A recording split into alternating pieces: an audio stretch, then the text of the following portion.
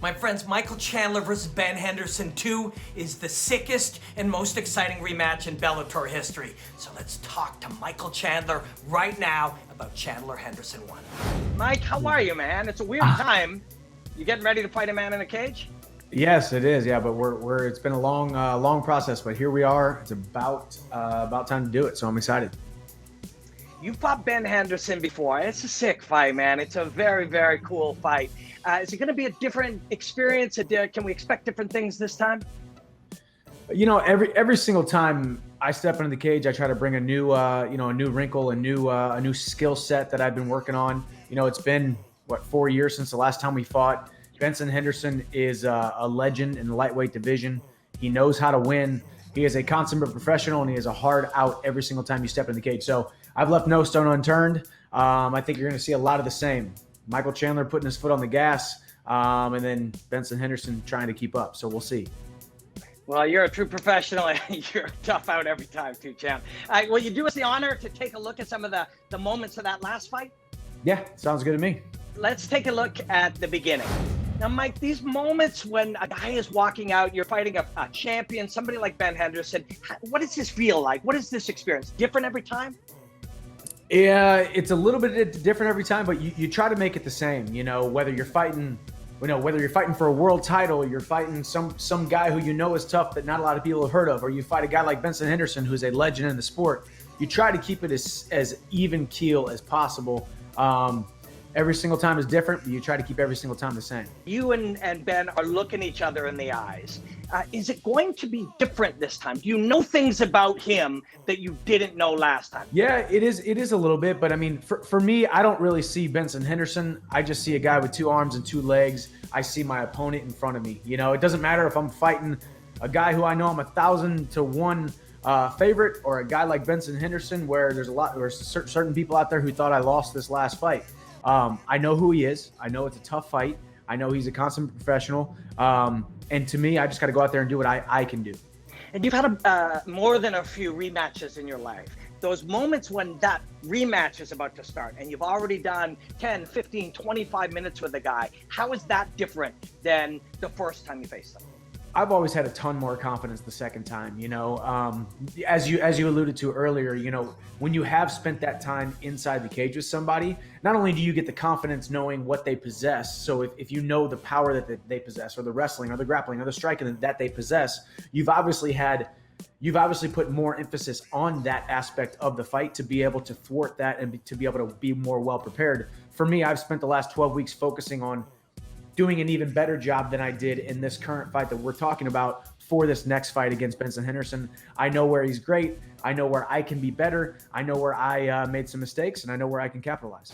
This is a good moment, right? Like when you look back at this, tell me about this. I don't even know where it came from. It was one of those deals where, I mean, I don't practice suplexes. The suplex isn't really something you can necessarily practice in training unless you have a crash pad. But it was there, and he was leaning back, and he even said, I've heard him talk in other interviews, most of the time he goes with the throw. He goes with the throw and tries to roll out, and it didn't exactly work for him because he planted on his head.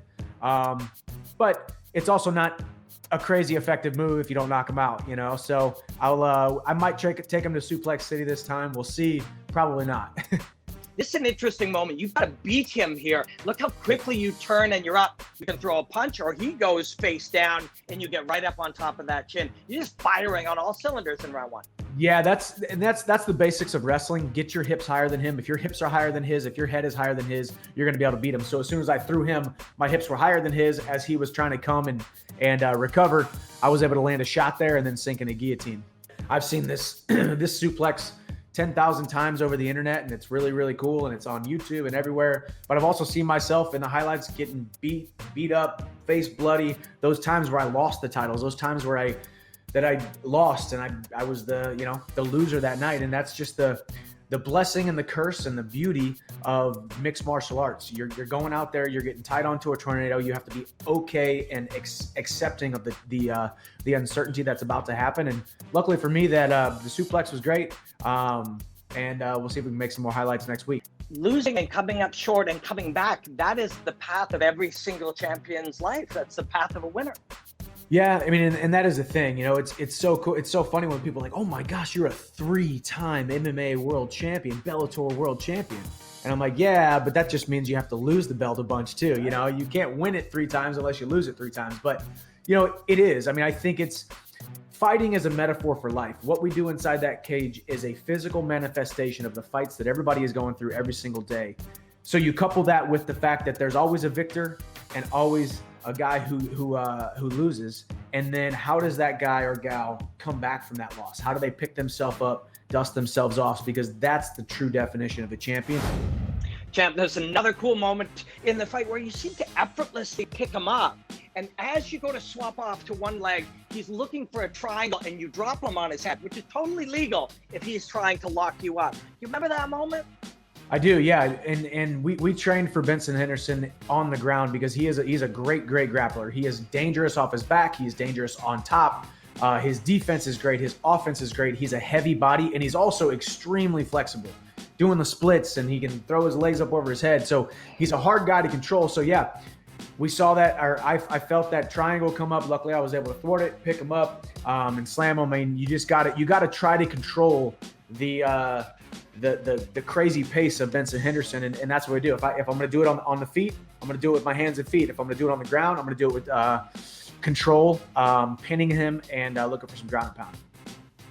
Talk to me about using energy to stay out front, keep a guy trying to catch up, and as that burns, but also the heart that it takes to kind of keep pushing. And that was a big part of this fight, that balance. He has a tendency to stay on his back foot, back up against the cage, let you do all the work, and maybe he squeaks out some rounds at the end of the fight. So yeah, that was what it was. It was the constant foot on the gas, but also trying to harness myself, trying to find positions where I could still be dominant, but positions that weren't expending a ton of energy, because that's what you have to do against a guy like Benson Henderson when you're fighting him for 25 minutes. Luckily, this fight coming up is only 15 minutes, but either way, the rules still apply. Benson Henderson knows how he knows ring generalship, he knows energy conservation, he knows angles, he knows how to evade. You have to be ready for that when you're fighting a guy as seasoned as Benson Henderson. And for me, just being calm, cool, collected, but still devastating. All right, Mike. Now this moment, this is the end of round 4. That guy's tired. Tell me what you were experiencing here. That guy's tired. You know, I mean, I had just expended a ton of energy, hitting him with a lot of shots, picking him up, putting him down, out grappling him, putting him in bad positions. And at the very end of the round, I kind of do this weird backflip thing, and I kind of crunched myself up. So I was, right after that, when the bell rang, I was just kind of slipping in and out of focus. I saw my coach coming at me. He helped me back to my corner. My ear's bleeding. Those are the dig deep moments. That's why we call them the championship rounds, and that's why we train for the championship rounds, because it's all fine and dandy when you fight 10, 15 minutes, but that 20 to 25th minute, boy, oh boy, it takes a ton of grit, a ton of heart just to be able to go out there and defend yourself, let alone try to win the fight.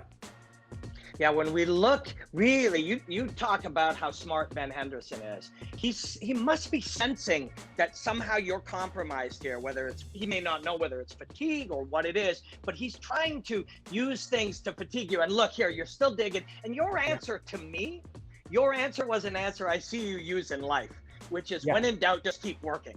Yeah.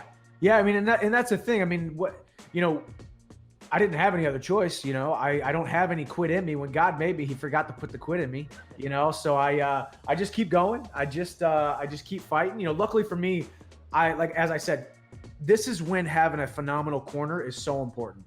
When you can look your coach dead in the eyes and he can make you believe in you more than you're believing in yourself in that moment. He can make you think that you're in better shape than you think you are in that moment. He can make you think that you're going to go out there, whether you feel like you can or not, or whether you think you're going to or not, and be able to go out there and win the fight. Now, did I win the 5th round? No. Everybody knows I lost the 5th round. But I won rounds 1 through 4, in my opinion. But Benson does, as you can see in this highlight, Benson does a really good job of just kind of tying you up, almost tying you up into a spider web, and then throwing those punches, throwing elbows, kind of just hitting you, almost annoying you to the point where you have to keep moving. And, he's a great grappler. He's a great fighter. He's a great champion.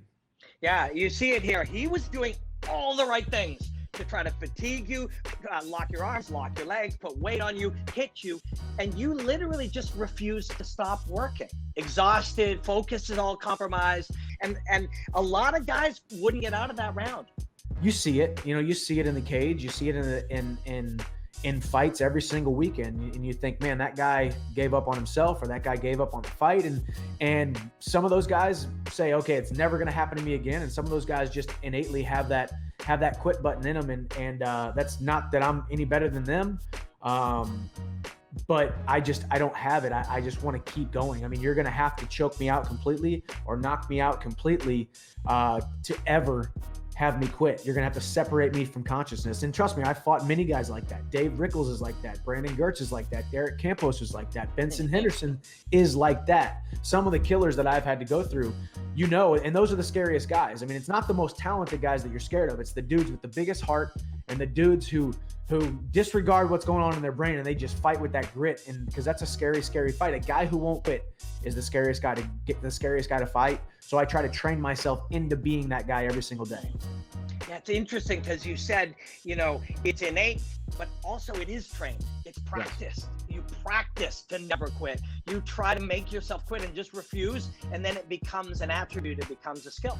It is, and truthfully, I think one principle I always live by is making sure you're doing all the small things right. I can promise you, over the last 12 weeks, I don't say this to impress you, but I say this to impress upon you that if you do the small things right in those moments where your heart, your soul, your body, everything wants to quit, it just won't happen, because when you've given yourself permission to do all the small things right, you've come too far to give up, and that's the way I've always trained. That's the way I've always poured myself into this sport. Whether it doesn't matter who I'm training for, I'm training the hardest, the smartest, and the most disciplined I ever can be every single training camp. So when the going gets tough and those moments happen, and they happen in a lot of fights, and by God, they're probably going to happen against this rematch with Benson Henderson, I will not give up, because I did all the small things right leading up to that moment of glory. People love the fact that people don't like each other. Somehow that seems to grab attention. You guys actually, you see here more than once, you kind of tell him to go away, and there's a moment, and he's all very emotional, which seems very unlike him. But there's a moment here, he comes over. Who's he talking to when he's kind of jawing over the fence? Yeah, so I mean, the funniest thing and the most telling thing was how Jimmy Smith and Chael were talking about him. You got one guy, Michael Chandler, who has left it all in the cage, and you got another guy who's jumping around and screaming and spending a bunch of energy. And right here, he's in my corner. And the reason I pushed him didn't have anything to do with him or any of that, but number one, he's in my corner. I'm the red corner, he's the blue corner. Get out of my corner. Number two, my wife and my mom were right there behind me, and he was screaming in their direction. And I looked over his shoulder or something, and I remember seeing him between me and my wife and my mom, the two most important women in my life.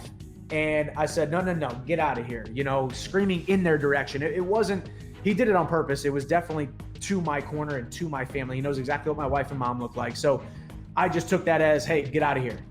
Was I mad at him? No. I mean, he is who he is. That's how he acts after fights. And there's no animosity. I could care less. I'm going to go out there and beat him on, in a couple of days.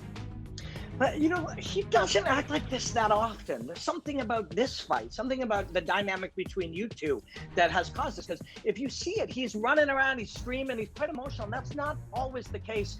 Do you feel like it's something you can play with, perhaps, with him, his emotion?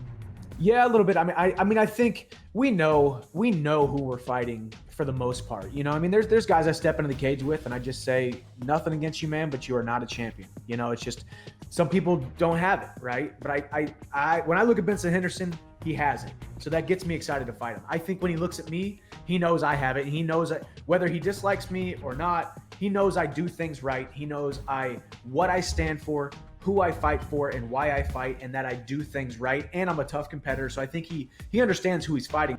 One of those things that makes the hair on my arm stand up is when you say that two champions can look at each other and know what they're in for. You just know. I mean, whether it's their track record or the way that they carry themselves, or Or have you seen them give up in fights before? I mean, I watch fights all the time. I study a ton of fights. So I can understand a guy's psyche without even knowing him, or without even stepping in the cage with him, or without ever even training with them or anything, just seeing how they conduct themselves inside fights. And Benson Henderson and I, let's be honest, I beat Eddie Alvarez in 2011. I was the number 3 lightweight in the entire world. Benson Henderson was the number 1 lightweight in the world. At that point in time, I was the new kid on the block. Everybody said, we want to see Michael Chandler versus Benson Henderson. That was 2011. We ended up fighting in 2016. So it was like 5-6 years later, you know, that all of it was building, this hype between Michael Chandler and Benson Henderson. That matchup was finally going to happen. And now we get to do it again for a rematch contest. And I couldn't be happier. I'm excited to go out there and perform. Sold. I'm stoked. Last thing, I know you do visualize the walkout, the touch, the start, the play. How have you visualized your night going on Friday night? You know, for me, it's just it's never about the opponent. It's never about the promotion or the lights or the music. It's always just about me right here, focusing in on, for that 15 minutes or that 25 minutes, doing what I know I was called to do. It's 4 years ago, this fight, but even in the last couple of weeks and leading up to it and press conferences and stuff, you guys are still kind of getting into it. You got to go punch each other in the face anyways, but where are you at emotion-wise and connection-wise with this man? Honestly, I'm just excited. I'm excited to fight. I'm excited that the competitor in me is excited to compete against him. You know, he's a great champion, and has shown it every single time he steps into the cage. But I mean, I just think I'm that much better than him in a lot of areas, and I want to go out there and prove it. You know, I work too hard not to go out there and put on a dominant performance against Benson Henderson, one of the best to ever do it at lightweight. He's told a few people around that he actually doesn't like you, and he doesn't say that about many people. What do you think it is? Do you think it's a competitive thing? Do you think it's the minutes that you shared? What do you think it is? I don't think it's the minutes that we shared. Like I really like Eddie Alvarez for the minutes that I shared with him, you know, in the Bellator cage, because you respect somebody. I don't know what it is. Maybe we just have different personalities, conflicting personality styles. You know, the things that I say, maybe he either disagrees with, or maybe he agrees with them, but he doesn't like my messaging. And I think I agree with a lot of things that he says, but maybe I don't like his messaging. And we just, as he said, I don't think we'd be guys that would necessarily hang out, but I respect him as a competitor. I respected him in college when I knew him, when I saw him in a couple of tournaments. And then I've been respecting him ever since I saw him get into the sport and win titles in other organizations and try to win the Bellator title. He's just not going to win the Bellator title as long as I'm around. Gonna be badass, man. Get in there Friday night to find your flow and enjoy the hostilities, my friend. Yes, sir. Thanks, Robin. My friends, it's Chandler versus Henderson 2, Friday night, live and free on the Paramount Network. Oh yeah. Enjoy the hostilities, my friends.